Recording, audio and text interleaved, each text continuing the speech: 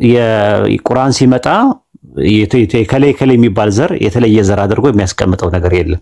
ሁሉም የሰው ዘር አንድ ነው። ራሱ ኢቭን አረቦቹን ራሱ ቦታ አይሰጣቸውም። የዛኔ እንደውም በጣም የሚወክሳቸው ቁርአን ነው ራሱ ማለት ነው። አረቦቹን ቁረይሾችን በተለይ ይወክሳቸዋል ቁርአን ማለት ነውና ረሱል ሰለላሁ ዐለይሂ ወሰለም ጥሩ አጋጣሚ ነበራቸው። የራሳቸው ድርሰት ቢሆን ኖሮ ቁርአን እናታቸው አሚናን ቁጭ አድርገው ያሰፍሩ ነበር። ግን አላህ ግን የዓለማቱን ጌታ ምንድነው ያደረገው? መርየምን ነው በዓለማት ቤት ከዓለማት ንጹህ ሴት ከሴቶች የቅድስና ተምሳሌት የንጽህና ተምሳሌት አድርጎ ራሱ አንድ ሱራ ራሱን የቻለ የተሰጣት መርየም ናት በቁርአን።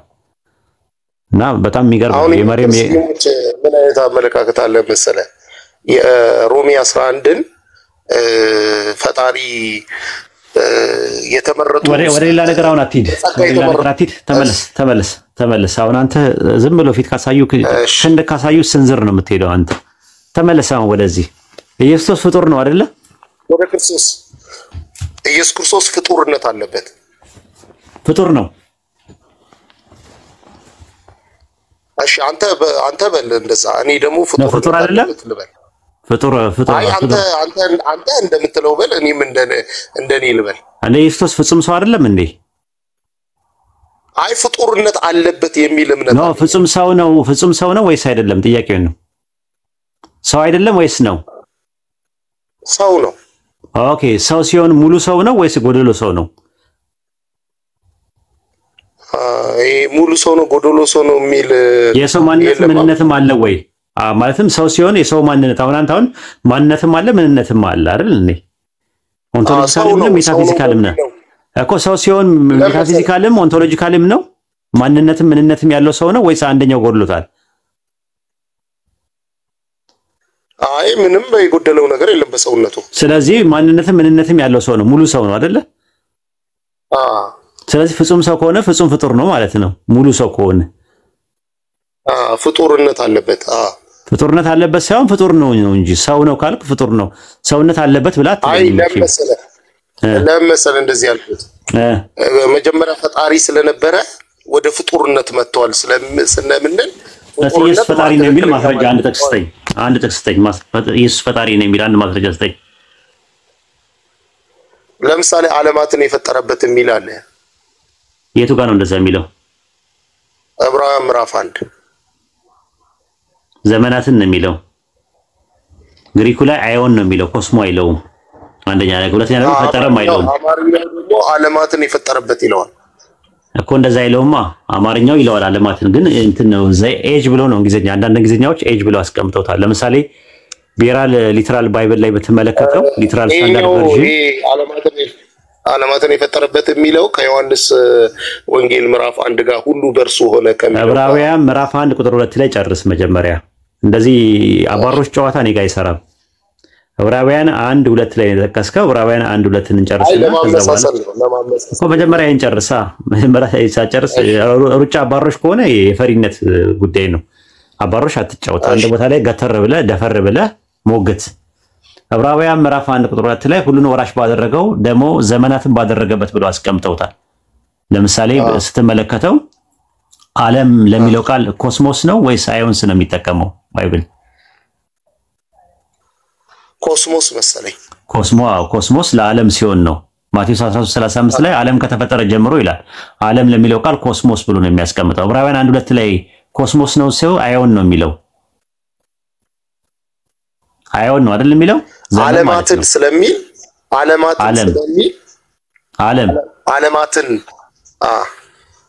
ዓለም ማለት አዮን ነው ወይስ ዘመን ነው? አዮን አላውቅም እኔ። አዮን ነው የሚለው። አንደኛ ቆሮንቶስ ምዕራፍ 10 ቁጥር 11 ላይ የዘመናት መጨረሻ የደረሰብን ሊገስጸን ተጻፈ ይላል። ዘመን ለሚለው የገባው ቃል ምንድነው? እዚህ ጋር አዮን ነው ተመሳሳይ። አንደኛ ጴጥሮስ 1:21 ላይም በዘመኑ መጨረሻ ተገለጠ ይላል ስለ ኢየሱስ ያወራ። ማርቆስ 1:15 ላይ ዘመኑ ተፈጸመ ይላል። ገላትያ 4:4 ላይ የዘመኑ ፍጻሜ በደረሰ ጊዜ ይላል። ስለዚህ ያ የትኛው ዘመን ነው የተፈጸመው? የትኛው ዘመን ነው የተፈጸመው? ዘመኑ ተፈጸመ ሲል የጊዜው ነው የወቅቱ ነው። የትኛው ዘመን ነው የተፈጸመው? ኢየሱስ በዘመኑ መጨረሻ ተገለጠ ይላል። ዘመኑ ተፈጸመ አለ ኢየሱስ። የትኛው ዘመን ነው የተፈጸመው ኢየሱስ ሲመጣ? የብሉይ ኪዳን የብሉይ ኪዳን ዘመን ማለት ያ ነገር ከተፈጸመ አዲስ ዘመን በማን ነው የጀመረው? በክርስቶስ ኢፖይሴን የሚለው አይደል አደረገ ነው የሚለው። ለምሳሌ ማቴዎስ ማርቆስ 3:15 ላይ 12ቱን ሐዋርያት አደረገ ይለለ ኢየሱስ። ስለዚህ ዕብራውያን 1:2 ላይ ዘመንን ባደረገበት ብሎ ለምንድን ነው የተረጎሙት? through whom he made the age ብሎ ያስቀመጠው ዘመንን ባደረገበት ብሎ ለምን አስቀመጡት? ዓለማትን የፈጠረበት ብሎ ተጠቀመው እኮ ለምን እንደሆነ ታውቃለህ? እታች ወርዶ በስፔሲፊክሊ ስለ ልጁ እየተናገረ እኮ ሰማይ 1:2 ላይ 1:2 ላይ ጨርስ እንዴ ለምን ትቸኩላለህ? 1:2 ላይ ነው እያወራን ያለ ነው። አይሆን የሚለው ያንተ አተረጓጎም ልክ አይደለም ብዬ እኮ ነው። ልክ ነው እንደዛ ብለ ተረጎሟላ። ያንግል ሊትራል ትራንስሌሽን ተረጎሟል። አንተ ጥቅሶችን ከጥቅሶች ጋር ስታገናኝ እኔን ከለከልከኝና አንተ ዓለማት እኔ አሁን ማምጣት ትችላለህ። እኔ አይሆን የሚለው ቃል እንዴት እንደዋለ ያመጣው ነው ያለው። እዛ ዕብራውያን 1:2 ላይ ነኝ ያለው። አንተ አይሆን የሚለው ነገር ደግሞ ከተጠቀምን አልኩ እታች ካለው ጥቅስ ጋር ይጋጫል ብዬ ነው። አይጋጭም። እሱ ሌላ ጥቅስ ነው እመጣበታለሁ። አይሆን የሚጀምረው የመጀመሪያ አይሆን የሚለው በአይሆን በሚለው ከፈታው ለማለት ፈልጌ ነው። እፈታዋለሁ ብቻ ሳይሆን ሞግት እዛ ላይ እየሞገትኩ እኮ ነው። እኔማ አሁን አልሞገትክም። 1:2 ላይ ነው 1:2 ላይ ነው ያለሁት እኮ። ለምንድን ነው ሌላ ዓለማትን በፈጠረበት የሚለውን ከሌላ ዓለማት ጋር ታገናኘዋ? ሌላ ጥቅስ ላይ እዛው ቋንቋውን ምን ነገርኩ? ኧረ በለው አማርኛ ልጅ እየጠፋው ነው። አይሆን እዛ ጋር ዕብራውያን 1:2 ላይ ዓለማትን ለሚለው ቃል የገባው ቃል ዘመን በሚል ነው የገባው ብዬ እየሞገትኩ ያለሁት። ለምሳሌ ዕብራውያን 9:26 ላይ በዓለም ፍጻሜ ራሱን በመሰዋት ኃጢአትን ሊሽር አንድ ጊዜ ተገልጧልና ይላል። የዓለም ፍጻሜ ሲል የትኛው ፍጻሜ ነው ኢየሱስ ሲሰዋ የነበረው? የብሉይ ኪዳን ማለት ልክ እንደዛ ማለት ነውና ኤፖሴ ማለት ደግሞ አደረገ ማለት ነው። ስለዚህ ዘመንን ባደረገበት በልጁ ተብሎ መተርጎም ይችላል። እንደዛ ብለው የተረጎሙ የእንግሊዝኛ ተርጉሞች አሉ። ለምሳሌ እንዳይሆን ያደረገው ነገር አታዳምጥም፣ ቸኩላለህ ክሪስልም። እሺ ሂድ ቀጥል። ትቸኩላለህ። ሊትራሊ ስታንዳርድ ቨርዥን ሙግቴ መሆን ያለበት አንተ እስክትጨርስ ዝም ብለህ በላ። እስክጨርስ ሳይሆን እየነገርኩህ ነው ያለሁት። ምክንያቱም ዝም ብለህ ነው የምታወራው። አሁን ይሄው እስቲ ዕብራውያን 1:2 ላይ ያለው ዕብራውያን ምዕራፍ 1:2 ላይ ያለውን ነው እየተነጋገርን ያለ ነው። ዘመንን ባደረገበት ብለው ተርጉመውታል። አይሆን ማለት ዘመን ማለት ነው ብዬ እያልኩ ነው ያለሁት። እሱም ሞግት እሱ ላይ እስቲ እኮ አሁን እኮ እኔ አይሆን የሚለው ነገር ዘመንን ከሚተካ ከሆነ ይሄ ዘመን የሚለው ዓለማትን ፈጠረበት የሚለው ዘመን ከሆነ እታች ካለው ጋር ሰማይና ምድር ፈጠርክ ከሚለው ጋር እሱን እንመጣበታለን። 10 ላይ እንመጣበታለን። ለምን ትቸኩላለህ? 1:10 እንመጣበታለን። 1:2 ላይ መጀመሪያ እንስማማ። 1:2 ላይ በቃ የለህም ማስረጃ የለህም። ኧረ ቆይ ተረጋጋ ክሪስልም። 1:2 መጨረስ ካልቻልክ እዚህ ጋር እናቆመውና በቃ ሌላ ሰው ላስገባ። በቃ ማችል ከሆነ በጣም ትልቅ ችግር አንተ ምንድነው?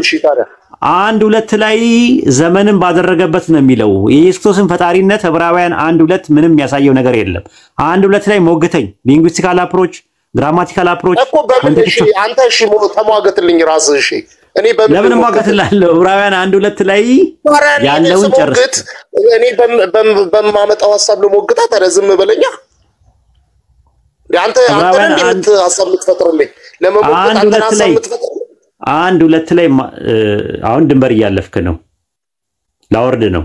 እሺ አቃተኝ በልና በቃ አቃተኝ በል እንጂ ድንበር አትለፍ። አንተ ነህ ትክክለኛ ምናምን አይደል? እንዲያቀተኝ አረከኝ። እሺ ችግር የለውም። አውር እንዲያቀተኝ ሳይሆን ዕውቀቱ የለህም እኮ ዝም ብለህ ነው የመጣው። እኔ ላስተምርህ ነው እንጂ እኮ ለሲጀመር እውነት ነው። እኔ ለመዋየትም ገና ነህ። ለአቅመ ውይይትም አልደረስክም። እሱ አይደለም ነጥቡ። ግን እንደዚህ ሞራልን እየጠበኩልህ ነው። እኔ ከሌሎቹ ይልቅ ሰው ካንተ ጋር እንደውም እኮ አያወራም ራሱ። ገብቶሃል? እንትን ኩኩ ነው ይላሉ ብዙ ሰዎችና እኔ ግን ያው አክብሬ ነው ማወራ። ይቅርታ አድርግልኝና ለምን ሰው ነህ በሰው እኔ ሳልሰደብ ቀርቼ አላውቅም። ሁሉም ቦታ እየሰደቡኝ ነው። አንድ ቀን ካፌ ስድቦት ወጥቶ አያውቅም። ስለዚህ እኔ ደግሞ ምንድነው ማረገው? በጣም ታሳዝነኛለህ። አንጀቴን ትበለዋለህ። በቃ ደግነቴ መሬት አይነጥፍም ላንተ ማለት ነው። በቃ የሆነ አንጀቴን ታላውሰዋለህ። ወይ ለሰው ማዘን አልችልም። እውነትን ማውራት እንጂ በፍቅር ለሰው ማዘን። እሺ ዕብራውያን 1:2 ላይ ጨርስና ከፈለከ ዕብራውያን 1:10 ላይ እንሄዳለን። ክሪስልምዬ እሺ ዕብራውያን 11ን በምን ሁኔታ ልናገር? እሺ እኔ ዘመን እሺ በቃ ተው በቃ ለፈውና በቃ አንተ ደስ ያለን ተናገር። እሺ ያው አውራሽ እኔ አሁን እኔ መሞገት የምችለው ዕብራውያን ምዕራፍ 1 ዓለማትን የፈጠረበት ነው የሚለው ከዕብራውያን 1:8 እና 9 10 ጋር ስለሚስማማ ዓለማትን የፈጠረበት ነው እንጂ ተብሎ የሚተረጎመው ዘመናትን የፈጠረበት አይልም። አብራራው ዘመንንም ከሆነ እሱ ከዘመን በላይ ስለሆነ ዘመናትንም የፈጠረ እሱ ነው። እውነት ነው። ምክንያቱም ዘመናት ባደረገበት ነው የሚለው። ይኸውልህ እኮ ገብቶኛል። ዓመታት እኮ ዘመናት ናቸው አይደል? ኖ ይኸውልህ ዘመንን ባደረገበት በልጁ ይላል። አድራጊው ማን ነው? አምላክ ነው። በማን ነው ያደረገው? በልጁ። ስለዚህ በልጁ አዲስ ኪዳን ላይ ሲመጣ አዲስ ዘመን አድርጓል። የአረጌው ዘመን የሚባለው የብሉይ ኪዳን ዘመን ተጠናቆ ማርቆስ 1:15 ላይ ዘመኑ ተፈጸመ ካለ በኋላ በክርስቶስ ኢየሱስ አማካኝነት አዲስ ዘመን ጀምሯል። ብሉይ ኪዳን ላይ ያለው ዘመን በማን ነው የተደረገው? ብሉይ ኪዳን ላይ ያለው ዘመንን ያደረገው በማን ነው? ኦሪትን የሰጠው በመጀመሪያ ጊዜ ሕግን ሰጥቶ ያደረገው በሙሴ በኩል ማለት ነው። በሙሴ በኩል የተጀመረው ዘመን በማተጠናቀቀ በክርስቶስ ተጠናቀቀና በክርስቶስ ደግሞ ምን ጀመረ? አዲስ ዘመን ጀመረ ማለት ነው። ዕብራውያን 1:2 ላይ የሚያወራው ዘመንን ባደረገበት በልጁ የሚለው ከዛ አንፃር ነው ብዬ ነው ያልኩት። ከፈለክ አሁን ዕብራውያን 1:8 ላይ ማውራት ትችላለህ። ሐሳብን እናዳምጠው። አሁን እኮ ነው እያልክ ያለሁት። ይኸውልህ ዕብራውያን ምዕራፍ 1 ቁጥር 2 ላይ ያለው ዓለማትን የፈጠረበት የሚለው ትክክለኛ እንደሆነ ላሳየ የፈለኩት እዛ ቁጥር 8 እና 9 10 ላይ ዓመታቶች ከቶ ያልቁም ተብሎ የተነገረለት ክርስቶስ ነው። የዓመታት ጅማሬ የለውም፣ ፍጻሜ የለውም። ለምን ሰማያትና ምድርን የፈጠርክ አንተ ነህ ስለሚለው ፍጥረትን መፍጠሩ እዚህ ቁጥር 2 ጋር ካለው የሚስማማ ነው። እንደዚህ ብዬ ለመሞገት ነው። አንተ ግን ሙግት የሚለውን ነገር ያመጣው እንዳንተ እንድናገር ፈልገህ ነው። ሙግት ደግሞ ካንተ ሐሳብ ካልተለየ ምን ሙግት ተባለ ታዲያ? ምኑ ሙግት ይሆናል? ሞግተኝ ስትል እኮ እኔም የራሴን ተጨባጭ ሐሳብ ይዤ ነው ልሞግት የምችለው አይደል ኡስታዝዬ? እንዳስቀየምኩ አታስብ። ኖ አይ ያዳመጥኩ ነው እኮ። ዕብራውያን 1:2 ላይ ጨርስና ከፈለክ ዕብራውያን 1:8 ላይ እናወራለን። ጨርሻለሁ። ለምንድን ነው? ስለዚህ ዕብራውያን እንግባ። ዕብራውያን 1:7 ላይ ስለ መላእክት ይላል። መላእክቱ መናፍስት አገልጋዮቹን የእሳት ነበልባል የሚያደርግ ነው ይላል። ጥቅሱ የተጠቀሰው ከየት ነው? ከመዝሙረ ዳዊት ምዕራፍ 104 ቁጥር 4 ላይ ነው። መላእክቱ መናፍስት አገልጋዮቹን የእሳት ነበልባል የሚያደርግ ይላል። ሰራፍ ማለት የሚቀጣጠል ማለት ነው። የሰራፍ ብዙ ቁጥር ደግሞ ሱራፌል ነው። ሰራፊል ማለት ሱራፌል ማለት ነው።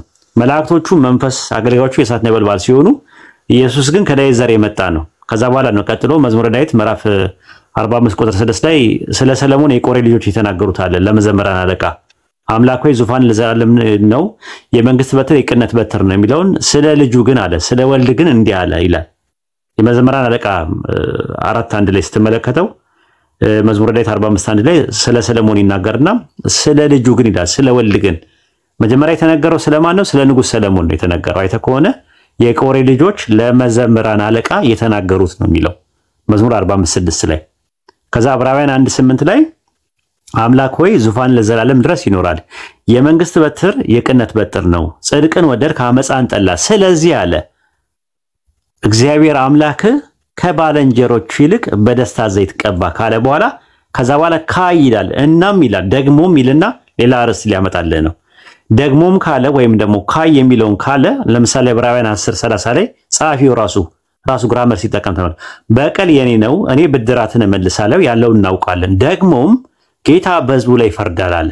የመጀመሪያ በቀል የኔ ነው ያለውና ጌታ በሕዝቡ ላይ ይፈርዳል ያለው ማን ናቸው እዚህ ጋር የተጠቀሱት? እግዚአብሔር ነው። ሁለተኛው ማን ነው? ጌታ በሕዝቡ ላይ ይፈርዳል ያለው ዘዳግም 32:36 ላይ የተናገረው ሙሴ ነው አይደለ?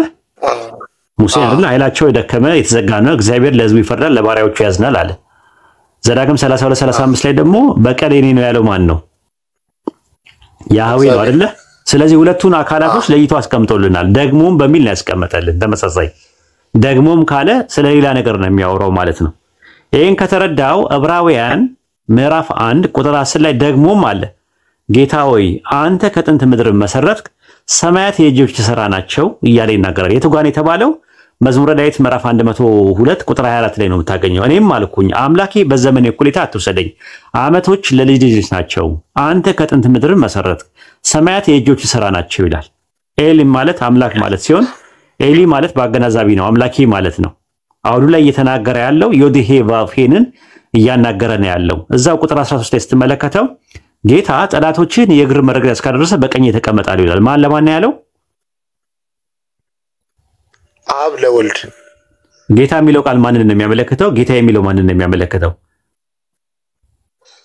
ኮሪዮስ የሚለው ይሄ ጌታ የተባለው አብን ሲገልጽ ጌታን ደግሞ የሚለው ወልድን። ስለዚህ እሺ ዛጋ ስለዚህ ኩሪዮስ ማለትም ጌታ ማለት ነው።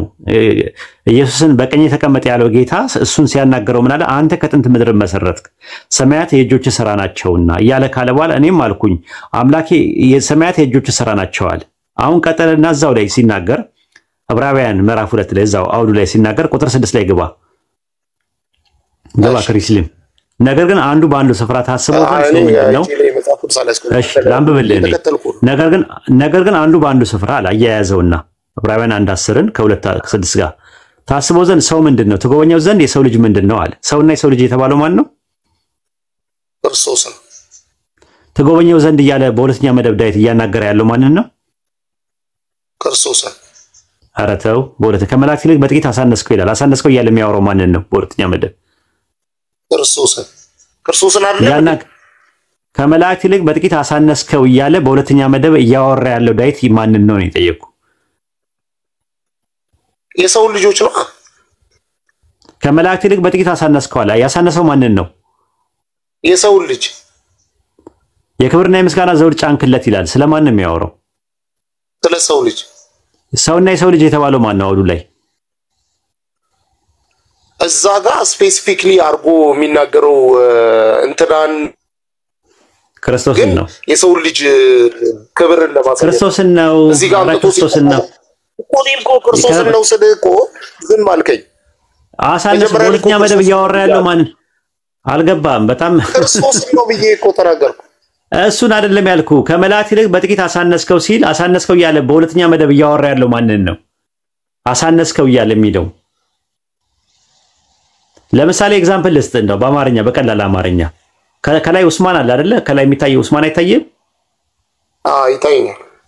ኡስማን እንትን አለ አንተን ምግብ ሰጠ። ከዛ ኡስማንን እያወራሁት ነው። ኡስማን ምግብ ሰጠኸው፣ አበላኸው፣ አጠጣኸው፣ አመሰግናለሁ እያልኩኝ ባወራ አበላኸው እያልኩ ማወራው ኡስማንን ነው ወይስ አንተን ነው? ኡስማንን ነው እያወራ ያሉት። አሁን ዳዊት እያናገረ ያለው ማን ነው? ከመላእክት ይልቅ በጥቂት አሳነስከው እያለ ያለው ማንን ነው?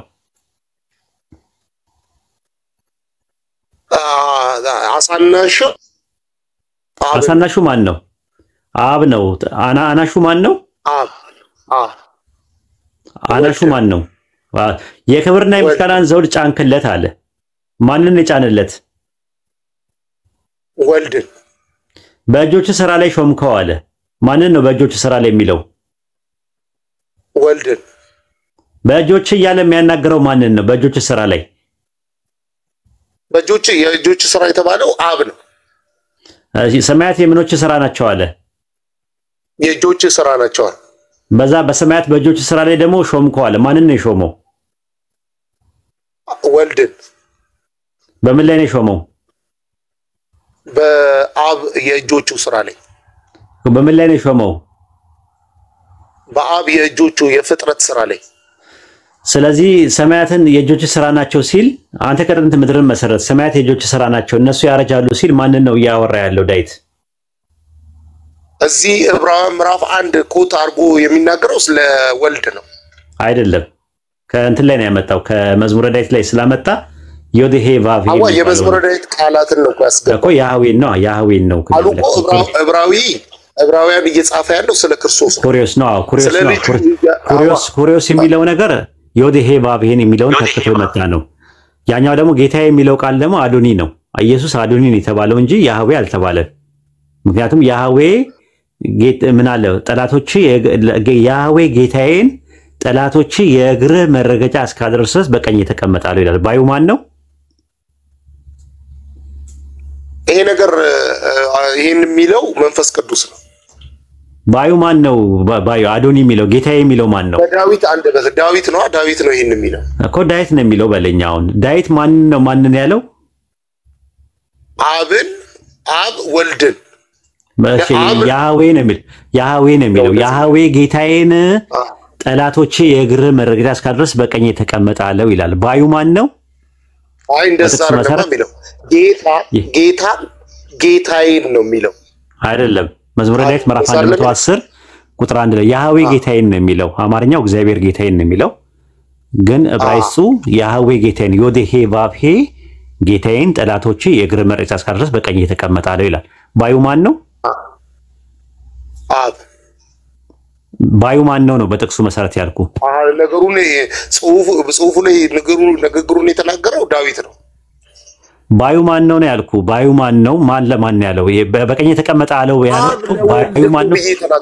ባዩ ማን ነው? በጥቅሱ መሰረት ንገረኝ። በጥቅሱ መሰረት ንገረኝ። አብ የሚል ነገር የለም። ባዩ ማን ነው? ልድገምልህ። እግዚአብሔር ባዩ ማን ነው? ዮድሄ ቫፌ ጌታዬን ጠላቶቼ የእግር መረገጫ እስካደርስ በቀኝ ተቀመጣሉ ይላል። ያህዌ ማንን ነው ያለው? ያህዌ ወልድን ያህዌ ኢየሱስ አይደለ? አዎ ያህዌ ስንት ነው? ዘዳግም 6:4 ላይ ያለው ያህዌ አንዱ ያህዌ ነው ኢየሱስን በቀኝ ተቀመጠ ያለው። ያህዌ ስትል ታዲያ የትኛው ያህዌ ነው? እኮ ዘዳግም 6:4 ላይ ያለው ያህዌ ነው ኢየሱስን በቀኝ ተቀመጠ ያለው። ዘዳግም 6 ያለው እኔ አልገባኝማ። ያህዌ አንድ ነው። ያህዌ አምላካችን ያህዌ ኤሎሃዩ ያህዌ ካላለ ዮድሄ ቫፌ አንድ ነው አለ። ይሄ አንድ የተባለው ዮድሄ ቫፌ ኢየሱስን ነው በቀኝ ተቀመጠ ያለው። ከሱ ጋር ግን ይሄ ነገር አይገናኝማ ኡስታዝ። ነው ያለው ወይ ነው? ጥያቄ ነው እየጠየኩ ያለው። እኔ አላውቅም ይሄንን አላውቅም። ዮድሄ ስንት ዮድሄ ቫፌ አለ? አንተ ነው በልና ቀጥላ። ታዲያ እኔ እኮ ይሄን አላወቅኩማ። ዮድሄ ቫፌ አንድ ከሆነ ይሄ ዮድሄ ቫፌ የሚባለው የተጠራጠርኩት ለምን መሰለህ? እኔ እንድጠራጠር ያደረገኝ ምንድነው መሰለህ? ኡስታዝ ተሰማኛለህ? ቀጥላው ሰማሉ እየሰማሁ እኮ ነው። ያህዌ እኔ አንድ ነኝ ያለው ያህዌ አምላካችን አንድ ነው ያለው አንድ ነው የሚለው ነገር አምላክነቱ እውነት ነው፣ አንድ ነው። ግን ያህዌ ኖ የጠየቁት ጥያቄ እኔ እሱ አለ እኔ ስለ አካል አልጠየኩም። እኔ ስለ አካል ገብቶኝ ለዛ ነው ተጠራጠርኩት። ያንተ ጥያቄ ገብቶኝ ፍሪጅ አለ አጠገብህ ቤት ውስጥ ፍሪጅ አለ አንተ ጋር? በቀዝቃዛ ነው እየተናገርኩት። እንደውም ራሴን ገታ አድርጌዋለሁ። እኔን ታቃጥለኛለህ አንተ እዛ ተቀዘቅዛለህ። የጠየኩን ጥያቄ ባይሆን እንደውም ወደ እሳቱ ተጋብል አቃጠልከኝ። እሺ ቀጥል። ይኸውልህ እንትን ላይ መዝሙረ ዳዊት ምዕራፍ 110 ዮድሄ ቫፌ ኢየሱስን የእግር መረገጫ እስካደርስ በቀኝ ተቀመጠ የጠላቶችን የእግር መረገጫ እስካደርስልህ ድረስ በቀኝ ተቀመጠ አለው ይላል። ባዩ ማን ነው? ዮድሄ ቫፌ ነው። ባለቤቱ ማለት ሳብጀክቱ ማለት ነው። ኦብጀክቱ ማን ነው? ክርስቶስ ነው። ስለዚህ ክርስቶስ ያህዌ ነው ወይስ የያህዌ ነው? ያህዌ ስለሆነ ነው ጌታዬ የተባለው እኮ አይደለም። መጀመሪያ እዚህ በጥቅሱ መሰረት አንድ ያህዌ ነው ብለኛል። ያ አንድ ያህዌ ነው ክርስቶስን በቀኝ ተቀመጠ ያለው ወይስ ያህዌ ለያህዌ ነው ሲል እኮ። ስለዚህ አንድ ያህዌ የሚባለው ለያህዌ ነው ጥቅሱ የሚለው ያህዌ ለያህዌ ነው የሚለው አይልማ። ለአዶኒ ነው የሚለው ለአዶኒ ለአዶኒ ነው የሚለው አዶኒ ያህዌ ለአዶኒ አዶኒ ይሄ የሚያከራክረን ከሆነ ጥቅሱን ማውጣት ነው። አውጣው ላሳይ። ያውጣለን ዕብራይስጡን ዕብራይስጡን ሳይሆን ቀጥታ አማርኛውን መጀመሪያ አውጣውና በኋላ ወደ እግዚአብሔር ጌታዬን አይደል የሚለው? እግዚአብሔር ጌታዬን ጠላቶቼ የእግር መረገጫ እስካደርስ በቀኝ ተቀመጣለሁ ይላል። እግዚአብሔር ጌታ አለው ማለት ነው። እግዚአብሔር ጌታዬን አለ። ዳዊት ነው ጌታዬ የሚለው አይደለ? ልክ ሳራ አብርሃምን አይደለም ዳዊት ነው ባዩ አይደል? ዳዊት ተናጋሪ ሆኖ የሚናገረው ግን አብ ጌታውን ነው የሚናገረው። ጌታዬ የሚለው አብ ነው። ዳዊት ነው ጌታዬ ያለው ላሳይ ይችላል። ኢየሱስ ዳዊት እንዴት ጌታዬ ያለው? በቃ ጥቅሱን እናውጣው። እንግዲህ ፊደልም ነው የምናስተምራችሁ እናንተን እዚህ ጋር ቁጭ ብለን ማለት ነው። መዝሙረ ዳዊት መማርም ጥሩ ነገር ነው። ፊደል ብቻ ሳይሆን መማር ራሱ ጥሩ ነገር ነው። አይ ሲተውን እስቲውን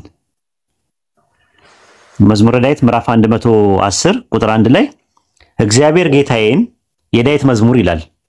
እግዚአብሔር ጌታዬን ጠላቶቼ መዝሙር መባሉ ሳይሆን ቁጥሯን ስፔሲፊካሊ ቁጥሯን አድርገህ እግዚአብሔር ጌታዬን ያለው ማን ነው? ጌታ ዳዊት ነው ተናጋሪው። እግዚአብሔር ጌታዬን ጠላቶቼ የእግር መርገጫ ዳዊት ነው ያለው። እግዚአብሔር ጌታዬን የሚለው ዳዊት ነው። ኧረ ኡስታዝ ላሳይህ ወደ ፍሪጅ ጠጋ ማለት ያለብህ አንተ ነህ። ላሳያ ማርቆስ ወንጌል 12 ላይ ገባና ላሳይህ ዝም ብለህ እንትን ከምትል ይኸውልህ ምን አለ? ኢየሱስም በመቅደስ ሲያልፍ መልሶ ጻፎችን ክርስቶስ የዳዊት ልጅ ነው እንዴት ይላሉ?